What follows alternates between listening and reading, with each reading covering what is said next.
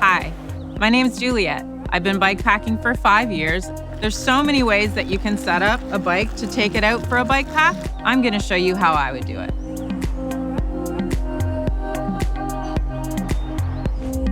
Let's pick a tire to run.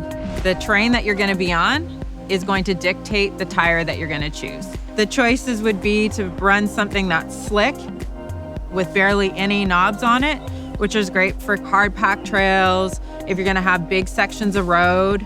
The other kind of tire, which is a really great all-purpose tire, is something that has a little bit of tread through the center and then knobs along the outside. And this allows you a little bit more grip on looser terrain. And then the other kind of tire that I sometimes run is a full knob tire, so more like a mountain bike. And I use those when I'm on technical terrain, very loose terrain, or something that's gonna be wet and muddy. Another thing to consider is whether you wanna run tubes or tubeless. Tubeless allows you to run less air pressure, which is great for control and handling, and you also don't have to worry about pinch flats. Tire pressure, a much debated subject and a very personal preference. Things that'll affect what pressure you'll want to run is how heavy your bike is packed out and what kind of terrain you're gonna be riding. It's nicer to run a little bit less pressure when you're on technical terrain and a little bit more pressure when you're on the road. So don't be afraid to play with it during the day while you're out there as well. The biggest question to ask is, are you going to be going up? And if you're going up, you're gonna want a bigger cassette, and probably a bigger cassette than you're used to running when you're not packed. As soon as you get packed and you're more heavy, you're always gonna want one more gear.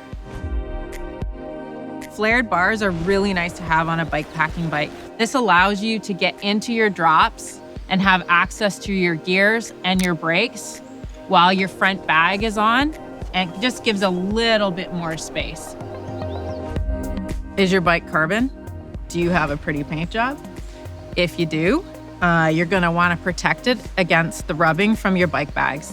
What I like to do sometimes is take a dead tube and cut it in the middle and then wrap it around anywhere where Velcro or webbing is going to rub against my frame. The other place where you're gonna get rub is from the cables on the front. Once your bag gets put on the front, it's gonna press up against your frame.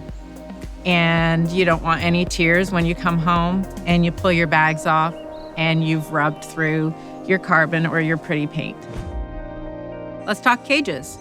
There's water bottle cages and there's gear cages. And there's multiple mounting points on this bike. So you could set it up any way you want to. Choose your own adventure. It will change on every trip what you need to carry in them. These could carry Nalgene bottles if you were going on a trip and needed to carry more water, or they could carry extra gear if your front bag and rear bag get full.